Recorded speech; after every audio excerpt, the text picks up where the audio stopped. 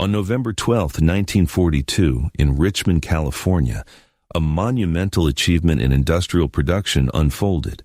A complete cargo vessel, 441 feet long and displacing 1,445 tons when fully loaded, the SS Robert E. Peary stood ready to be launched into San Francisco Bay. This ship had been assembled in an astonishing 4 days, 15 hours, and 29 minutes. For centuries, master builders in traditional shipyards had spent 6 to 8 months constructing vessels of similar size. Yet, here, a complete Liberty ship was ready for service, a testament to a radical transformation in American manufacturing. Over 1,000 workers, many of whom were former secretaries, farmers, housewives, and laborers who had learned welding techniques just weeks earlier, stepped back from the hull. The assembled crowd of officials, journalists, and even skeptical competing shipyard owners bore witness to a moment that would fundamentally reshape industrial production, a systematic revolution in American manufacturing innovation that would resonate for decades. The mathematics of Allied victory in World War II were being written not solely in battle strategies, but profoundly in production statistics that would shatter every assumption maritime experts held about shipbuilding limits, construction timeframes, and industrial possibility. This transformative journey began on December 27, 1940, when Henry J. Kaiser signed his first shipbuilding contract. Kaiser was a man who had never built a ship, never managed a shipyard, and had spent his career moving earth and pouring concrete for massive dam projects across the American West. Yet, at 58 years old, this construction magnate had just promised the United States Maritime Commission he would build 30 cargo vessels for the British government within 2 years. Traditional shipbuilders dismissed him as a naive opportunist. Todd Bath Iron Works, one of America's oldest shipyards, reluctantly agreed to partner with Kaiser, assuming their established expertise would compensate for his perceived ignorance. What none of them understood was that Kaiser's lack of shipbuilding experience would become his greatest advantage. He was unburdened by conventional wisdom. Among those watching Kaiser's rise was William Francis Gibbs, America's most respected naval architect, whose firm, Gibbs & Cox, had created the Liberty ship plans based on British designs. Gibbs had designed more ships than Kaiser had likely ever seen. The journey from skepticism to revolution began in the planning offices of Todd Shipyards in New York. As Kaiser and his engineers examined traditional shipbuilding procedures in early 1941, they immediately recognized that conventional methods, which involved constructing a ship piece by piece, sequentially, on a slipway, would never meet the gargantuan demands of wartime. Kaiser's chief engineer, Clay Bedford, had visited a Ford Motor Company assembly line in Detroit just weeks prior. Bedford had observed automobile chassis moving down production lines with workers installing prefabricated components at each station. He returned to California convinced that ships, despite their immense scale, could be built the same way. The traditional shipbuilders considered this comparison absurd. The first real shock came with Kaiser's audacious proposal to eliminate riveting entirely. For centuries, traditional ship construction relied on rivets-heated metal pins hammered through overlapping steel plates to join them. A skilled riveting crew, working with perfect coordination, might install perhaps 100 rivets per day. Each Liberty ship conventionally required approximately 1 million rivets. Kaiser, drawing on his experience building pipelines across the American West, proposed using electric arc welding instead. Vice Admiral Emory Land, chairman of the United States Maritime Commission, examined Kaiser's proposal with deep skepticism. His private correspondence, preserved in the National Archives, revealed the maritime establishment's reaction.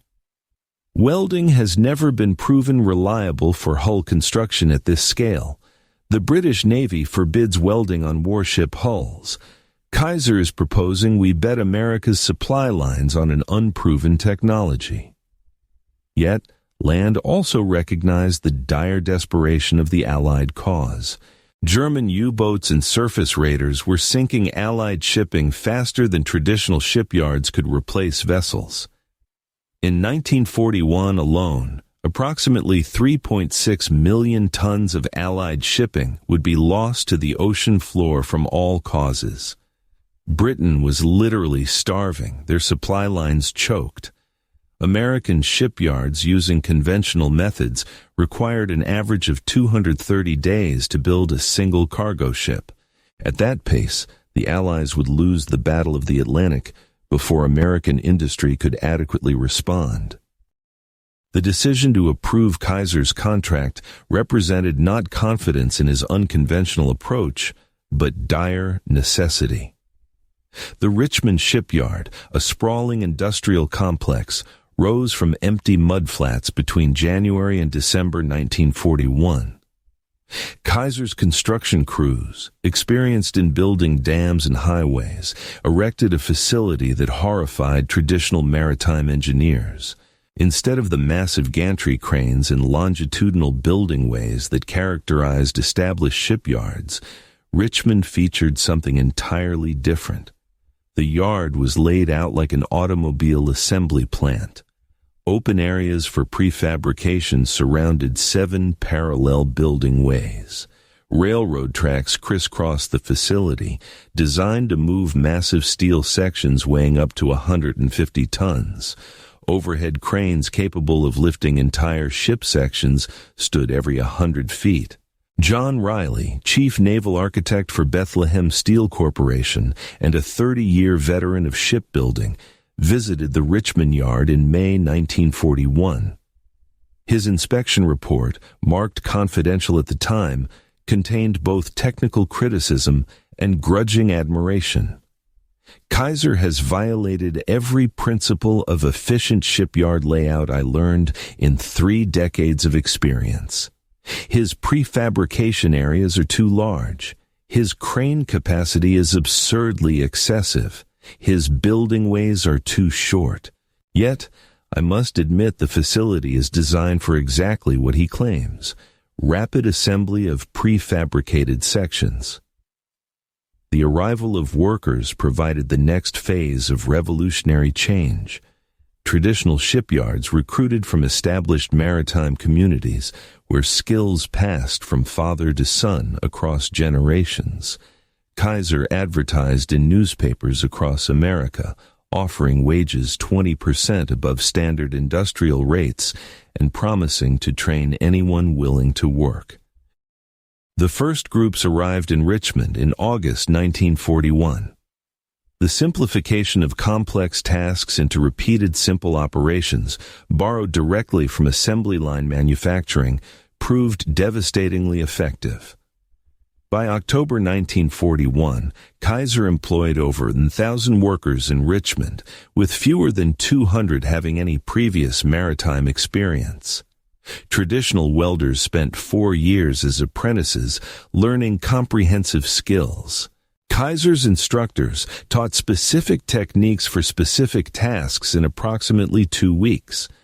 Workers didn't need to know how to weld everything, only how to weld the vertical seams on bulkheads or horizontal deck plates or curved hull sections, tasks they would perform hundreds of times a day. As workers gained experience through late 1941 and early 1942, something unexpected occurred. The construction time for Liberty ships began falling dramatically. Kaiser's first Liberty ship took 197 days to build and deliver. Ship number 2 required 169 days. Ship number 5 required 128 days. Ship number 10 required 97 days. By spring 1942, Richmond was completing Liberty ships in 70 days on average.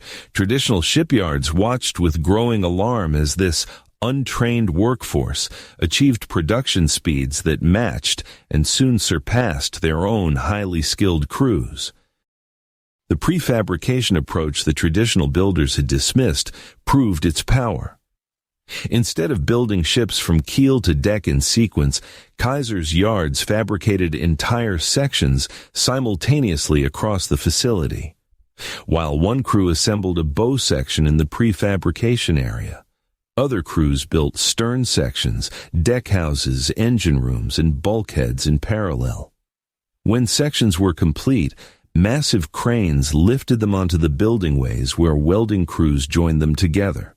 Albert Wooding, production supervisor at Richmond Yard No. 2, explained the efficiency in a 1943 interview with Fortune magazine. In traditional shipbuilding, you cannot install the engine until the engine room is built. You cannot build the engine room until the hull is complete. Everything happens in sequence. Kaiser's approach allows parallel production. While one crew welds hull plates, another crew assembles the engine in a separate area. When both are ready, we drop the completed engine into the completed engine room and weld it in place. Tasks that previously required weeks now take hours. The statistics of parallel production revealed manufacturing efficiency that seemed impossible to traditional builders. A conventional shipyard might have 50 workers attempting to install an engine over 3 weeks, working in the cramped confines of a partially complete engine room. Kaiser's prefabrication approach assigned 200 workers to assemble the complete engine and its mounting structure in an open workshop over 5 days, then used cranes to position the entire assembly in a single 8-hour operation. More disturbing still to traditional maritime authorities was the casual elimination of centuries-old shipbuilding practices. Ships had always been built from meticulously drafted plans that specified every detail. Kaiser used simplified drawings that provided basic dimensions and left details to workers' judgment. Traditional builders considered this recklessness. Kaiser called it flexibility. Vice Admiral Howard Vickery, vice chairman of the Maritime Commission and a career naval officer, initially fought against Kaiser's simplified specifications. His transformation from skeptic to supporter, documented in commission meeting minutes, illustrated the power of results over theoretical perfection. In January 1942, Vickery opposed Kaiser's request to reduce drawing specifications, stating, "Ships are not automobiles. Maritime construction requires precision." But by March, Kaiser's yards were outproducing traditional contractors by 40%. By June, the gap had widened to 70%. Vickery conceded, "I learned that perfection is the enemy of sufficient. Kaiser's ships were not beautiful, they were adequate, and adequate ships delivered more cargo than perfect ships still under construction."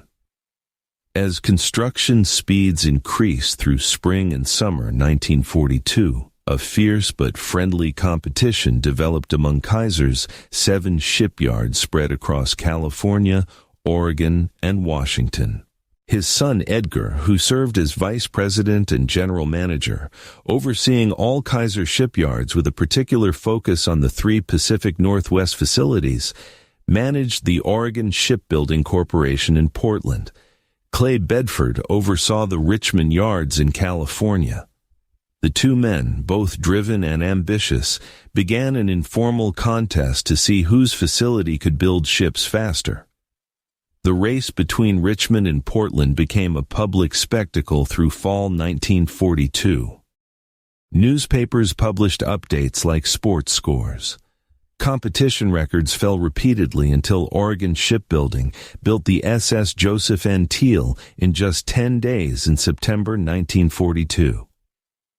Vice Admiral Vickery eventually ordered the speed competitions stopped, declaring them stunt demonstrations that distracted from actual production goals. But the competition had served Kaiser's purpose.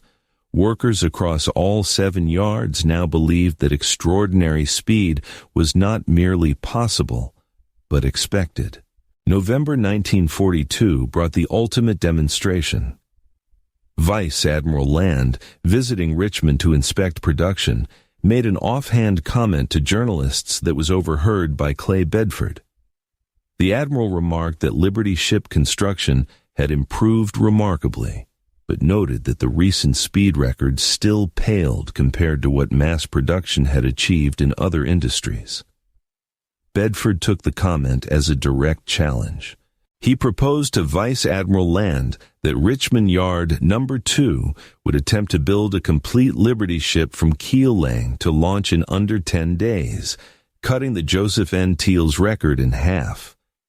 Land, skeptical but intrigued, authorized the attempt on condition it not disrupt regular production schedules. Bedford selected the 47th hull to be built at Yard No. 2 for the record attempt. The ship would be named SS Robert E. Peary after the Arctic explorer.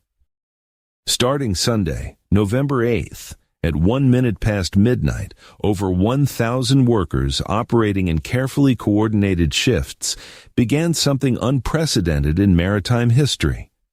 The prefabrication strategy reached its ultimate expression during this construction. Every major component had been built, inspected, and staged before the keel even touched the building way.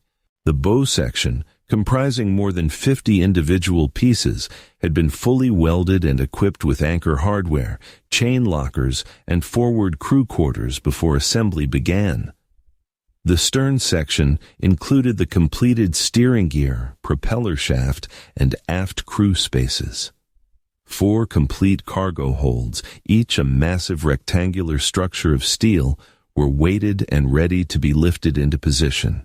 The engine, a 140-ton triple expansion steam power plant built by Joshua Hendy Ironworks in Sunnyvale, had been mounted on its foundation structure and tested before leaving the factory. Where conventional shipyards built from keel to deck over months, Kaiser's yards assembled a nearly complete ship from prefabricated sections in days. 4 days into construction, the hull was complete, engine installed, deck houses positioned, cargo hold secured, steering gear mounted. On Thursday, November the 12th, at 3:30 p.m., just 4 days, 15 hours, and 29 minutes after the keel touched the building way, the SS Robert E. Peary slid down the launching rails into San Francisco Bay. The ship was delivered for service on November 15th, setting an additional record of 7 days, 14 hours, and 32 minutes from keel laying to full delivery. The crowd of observers included maritime officials, military officers, competing shipyard owners, and journalists from across America. Many arrived expecting to witness either outright failure or a compromised vessel that looked complete but lacked functionality. What they saw instead was a fully operational ship that required only minor fitting out before entering service. Vice Admiral Land, present for the launching, made brief remarks that were recorded by newsreel cameras. His words captured the maritime establishment's forced recognition that everything had changed. 6 months ago, I would have called this impossible. Traditional shipbuilding wisdom accumulated over 3,000 years said you cannot build a proper ship in 5 days. Henry Kaiser has made traditional wisdom obsolete. The United States Maritime Commission will now require all contracted shipyards to adopt these methods. The psychological impact on traditional shipbuilders was profound and immediate. The same yards that had dismissed Kaiser as an ignorant outsider just 18 months earlier now sent engineers to study his approaches. The president of New York Shipbuilding Corporation, one of America's oldest and most prestigious yards, visited Richmond in December 1942. His confidential report to his board of directors revealed a complete ideological collapse regarding traditional approaches. Kaiser has achieved what our industry considered impossible by refusing to accept our limitations. He treated shipbuilding as a manufacturing problem rather than a craft tradition. He simplified where we sought perfection. He standardized where we customized. He trained masses of unskilled workers where we cultivated generational expertise. The result is ships built in 1/10 the time at 2/3 the cost. We must either adopt his approaches or accept irrelevance.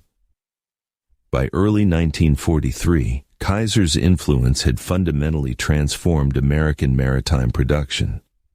18 shipyards across the country were building Liberty ships using prefabrication and welding.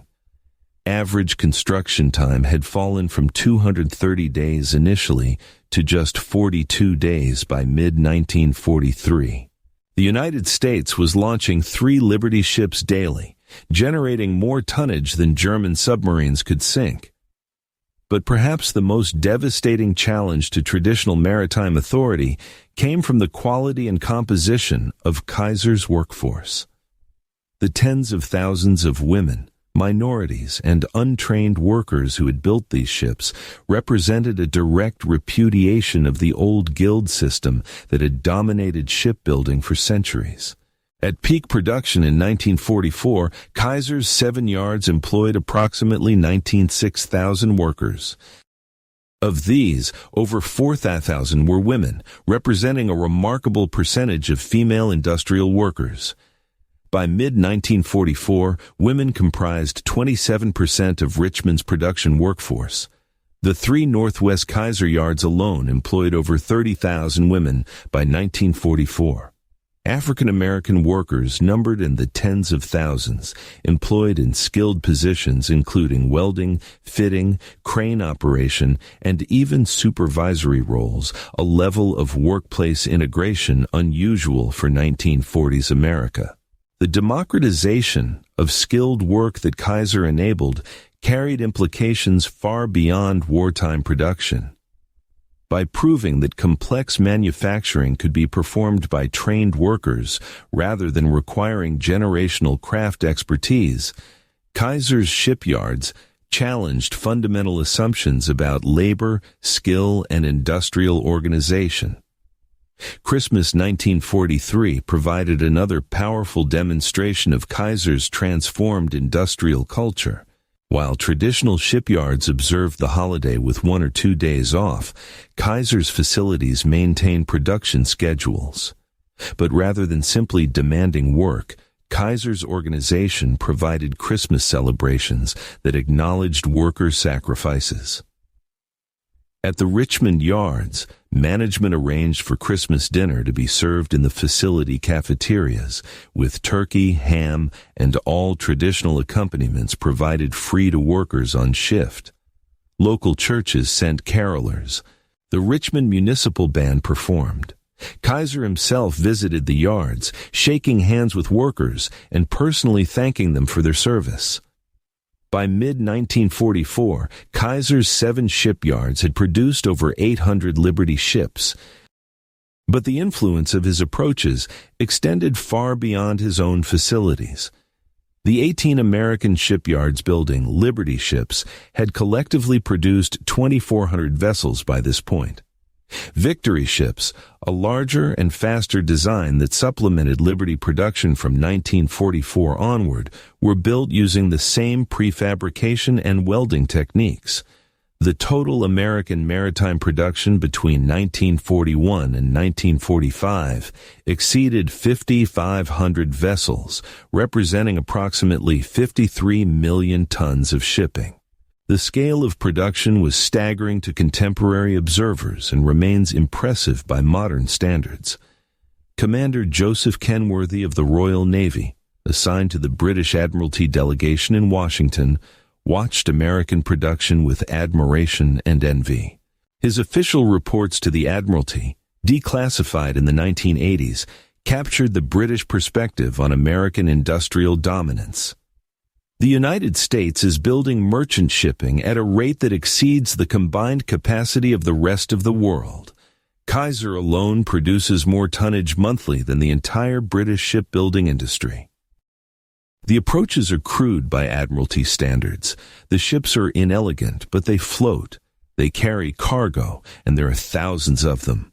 The Royal Navy built the finest warships in the world using traditional craftsmanship, requiring years per vessel. The Americans build adequate ships in weeks. Adequate multiplied by thousands defeats perfection multiplied by dozens. Perhaps the most remarkable aspect of Kaiser's transformation was what happened after the war ended. Traditional analysts expected the wartime shipbuilding boom to collapse, leaving tens of thousands of workers unemployed and hundreds of costly facilities abandoned. The prediction proved partly true. Liberty ship production ended in September 1945. By December, Kaiser's workforce had fallen from 2,000 to fewer than 2,000. The Richmond shipyards that had employed 1,000 workers at their peak stood largely empty by spring 1946. Yet, the knowledge developed during the emergency program did not disappear. The prefabrication techniques, welding procedures, and parallel assembly approaches that Kaiser pioneered became standard practice in global shipbuilding. When Japan and South Korea rebuilt their maritime industries in the 1950s and 1960s, they studied Kaiser's Liberty ship program and adopted his approaches as the foundation of their yards. The massive shipbuilding facilities in Ulsan, South Korea, and Nagasaki, Japan, that would dominate world shipping construction for decades were direct descendants of Richmond Shipyard's revolutionary practices. John Bunker, professor of maritime history at the State University of New York Maritime College, summarized Kaiser's lasting influence in his definitive study published in 1972. Kaiser entered shipbuilding as an outsider, ignorant of maritime tradition, unconstrained by conventional wisdom, and willing to apply manufacturing principles that the established industry considered inappropriate for ship construction. In 36 months, he built more ships than had been constructed in America during the entire previous century. More importantly, he fundamentally altered how ships would be built worldwide for the remainder of the 20th century. The modular construction, prefabrication, and welded assembly that Kaiser pioneered are now universal standards. Every modern shipyard, whether building container vessels in Korea, oil tankers in Japan, or cruise ships in Europe, uses approaches derived from Kaiser's Liberty ship program. The magnitude of Kaiser's achievement can be measured in statistics that reveal both the scale of the program and its remarkable success. Production statistics show 2,110 Liberty ships built across 18 American yards between 1941 and 1945, an average of 1.8 ships per day at peak production. Kaiser's 7 yards alone produced 1,490 ships, comprising 27% of total American wartime merchant shipping built under maritime commission contracts. Construction time fell from an average of 230 days for the first Liberty ships in 1941 to 42 days by 1943, with the record holder, SS Robert E. Peary, requiring just 4 days and 15 hours from keel laying to launch. Labor efficiency improved dramatically as workers gained experience. The first Liberty ships required approximately 1.1 million worker hours to complete. By 1943, average worker hours had fallen to approximately 48,600 per ship. Kaiser's most efficient yards, Richmond numbers 2 and 3, achieved construction in as few as 35,000 worker hours by utilizing 3-shift 24-hour production schedules and maximizing prefabrication. Cost efficiency matched schedule improvements. The first Liberty ships cost approximately $1,505 to $2.00 million each. By 1943, costs had fallen to $1.8 million despite rising wages and material prices, reflecting improved efficiency and learning curve effects. Each Liberty ship displaced 14,245 tons fully loaded and could carry 10,800 tons of cargo.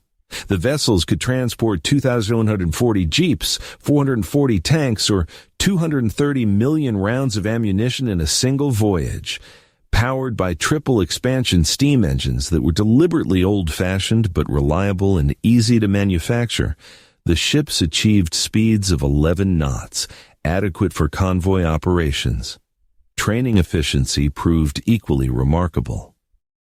Kaiser schools trained workers in specific tasks in an average of 2 weeks. The fastest training produced productive spot welders in just 10 days. More complex positions like crane operators or ship fitters required 4 to 6 weeks of training. This compared to traditional maritime apprenticeships lasting 4 years for basic competency and 10 years for master craftsman status. The key difference was specialization versus comprehensive training. Traditional apprentices learned all aspects of shipbuilding. Kaiser's workers mastered specific, repeatable tasks that they would perform hundreds of times.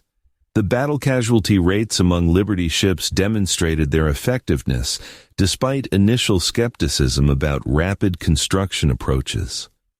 Of 2,710 Liberty ships built, approximately 200 were lost to enemy action, a loss rate of 7.4%. This compared favorably with pre-war merchant shipping loss rates and proved that welded construction, while initially suspect, produced seaworthy vessels. Some ships experienced structural failures due to welding defects. 3 Liberty ships broke completely in half due to brittle fracture problems, representing 0.11% of production. Nearly 1,500 instances of significant brittle fractures occurred across the Liberty fleet, but catastrophic complete breaks were rare. These failures led to improved welding procedures and steel specifications that eliminated the problem by 1944. Longevity statistics provided the ultimate vindication of Kaiser's construction approaches. Liberty ships, designed as emergency vessels with expected service lives of 5 years, proved remarkably durable. Many remained in service for decades after the war. The SS John W. Brown, built in 1942, remains operational as a museum ship in Baltimore as of 2024, 82 years after construction. The SS Jeremiah O'Brien, also built in 1942, is preserved in San Francisco and participated in the 50th anniversary commemoration of D-Day in 1994, actually sailing to Normandy under its own power after 50 years of existence. A third Liberty ship, the SS Hellas Liberty, formerly SS Arthur M. Huddle, serves as a static museum ship in Greece. Post-war careers of Liberty ships extended far beyond their designed lifespan. Of the approximately 2,510 Liberty ships that survived the war, approximately 835 remained in commercial service through the 1960s. Many were sold to foreign shipping companies where they operated into the 1970s. The SS Albert M. Bow, the last Liberty ship built and delivered on October 30, 1945, was not scrapped but converted. Sold in 1964 for $65,000, it became the fish cannery ship Star of Kodiak in 1965 and remains today as the landlocked headquarters of Trident Seafoods in Kodiak, Alaska, still in existence 8 decades after construction. The economic impact of the Liberty Ship program extended across American industry. The massive steel requirements drove expansion of steel production capacity, particularly on the West Coast, where Kaiser built the Fontana Steel Mill specifically to supply his shipyards. This mill, completed in 1942, 5 months ahead of schedule, produced approximately 700,000 tons of steel annually and established California as a major steel-producing region for the first time. The magnesium required for incendiary bombs and aluminum for aircraft were produced in Kaiser plants, built to support the integrated war production effort. Employment effects rippled through communities across California, Oregon, and Washington.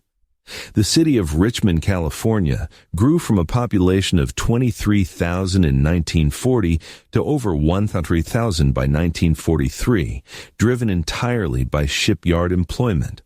Kaiser built Vanport City in Oregon, which briefly became the state's second-largest city with a population exceeding 4,000, all of whom worked in shipyards or supporting industries. These boomtowns, while temporary, demonstrated the transformative effect of concentrated industrial investment. Healthcare innovation emerged as an unexpected legacy of Kaiser's shipbuilding program. To provide medical care for his massive workforce, Kaiser partnered with physician Sidney Garfield to establish prepaid healthcare programs that eventually evolved into Kaiser Permanente, one of America's largest health maintenance organizations. The model of prepaid preventive healthcare, pioneered in the shipyards, influenced American medical practice for decades and served over 12 million members by the early 21st century. The workers themselves carried forward the lessons of the wartime experience into decades of peacetime achievement. The shipyards gave thousands of young people, especially women and minorities, opportunities to develop capabilities they would never have accessed through conventional career paths. Those opportunities opened doors that stayed open for the rest of their lives. The technological innovations developed during the Liberty Ship program influenced industries far beyond maritime construction. The welding techniques refined under wartime pressure became standard in structural steel construction, petroleum refining equipment fabrication, and pressure vessel manufacturing. The prefabrication approaches pioneered at Richmond influenced construction practices in housing, bridge building, and industrial facilities. The organizational principles of parallel production, simplified specifications, and rapid worker training became foundational concepts in operations management and industrial engineering education. Professor Michael Porter at Harvard Business School, analyzing American industrial competitiveness in a 1985 study, identified the Liberty Ship program as a crucial case study in rapid capability development. Kaiser demonstrated that industrial capacity is not fixed, but can be created quickly when necessity demands it. The United States entered World War II with minimal merchant shipbuilding capability. Within 24 months, American yards were producing more tonnage than the rest of the world combined. This proved that industrial infrastructure, workforce skills, and production systems could all be developed at unprecedented speed when properly organized. That lesson has relevance beyond wartime emergency. It suggests that perceived limitations on industrial capacity often reflect organizational and conceptual constraints rather than physical impossibilities. The psychological transformation that the Liberty Ship program created among industrial managers and engineers proved as significant as the physical ships produced. Before Kaiser, manufacturing executives accepted conventional wisdom about production limits, skill requirements, and organizational structures. Kaiser demonstrated that conventional wisdom could be wrong and that breakthrough performance required questioning fundamental assumptions. The Liberty Ship story ultimately stands as a testament to a profound truth about human capability and industrial possibility. The ships themselves, while crucial to Allied victory, mattered less than what their construction proved. Ordinary people, given training and opportunity, could achieve extraordinary results. Complex products, previously requiring years of craft tradition, could be manufactured in weeks using systematized processes. Industries resistant to change for centuries could be revolutionized in months when necessity and innovation combined. Admiral Chester Nimitz, commander of the Pacific Fleet, reflected on the strategic impact of American maritime production in his post-war memoir published in 1960. "We fought across 5,000 miles of Pacific Ocean, supplied by ships built faster than the enemy could sink them." Japan's military planners assumed American industrial capacity was impressive but finite. They believed that if they sank enough ships, eventually American logistics would collapse and we would be forced to negotiate. They failed to account for Henry Kaiser. By 1944, we were replacing shipping losses faster than they could inflict them.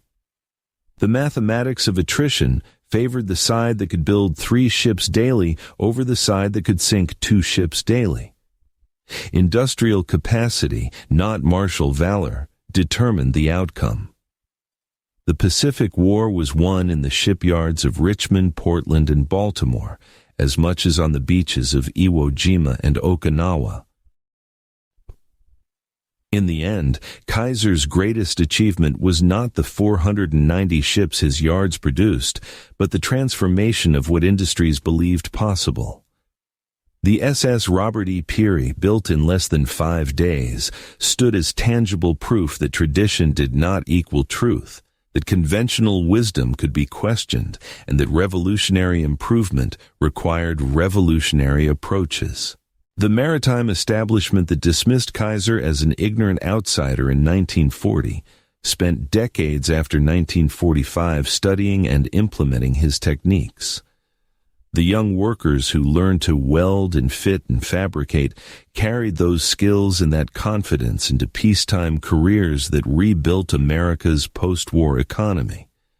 The approaches pioneered under wartime emergency became peacetime standards that influenced manufacturing across industries and around the world.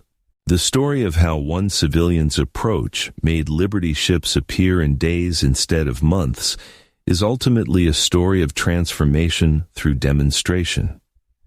It proves that the greatest revolutions often come from those unconstrained by tradition, that progress requires questioning accepted limits, and that human potential exceeds conventional expectations when properly organized and challenged. Kaiser's workers were not superior humans. They were ordinary people achieving extraordinary results because someone believed they could and organized systems that allowed them to prove it. That lesson, demonstrated in the shipyards of Richmond and validated by 2,910 completed vessels, remains relevant wherever industries face challenges that conventional wisdom claims impossible. The Liberty ships are mostly gone now, scrapped decades ago or resting on ocean floors. But the revolution they represented endures in every modern shipyard, in every manufacturing facility that uses prefabrication, in every training program that teaches specific skills quickly rather than broad expertise slowly, and in every manager who questions whether impossible truly means impossible or simply means nobody has figured out how yet. That is Henry Kaiser's enduring legacy, carved not in steel but in a transformed understanding of what dedicated people can accomplish when freed from the constraints of tradition and challenged to attempt what experts claim cannot be done. From December 1940, when he signed his first contract knowing nothing about shipbuilding, to November 1942, when the Robert E. Peary launched after less than 5 days of construction, to September 1945, when the last Liberty ship was delivered, Kaiser proved that industrial revolutions happen not through incremental improvements, but through a fundamental reimagining of what is possible. The 2007-10 Liberty ships built between 1941 and 1945 carried more than cargo across oceans. They carried proof that human ingenuity, when unshackled from tradition and empowered by necessity, can accomplish the seemingly impossible.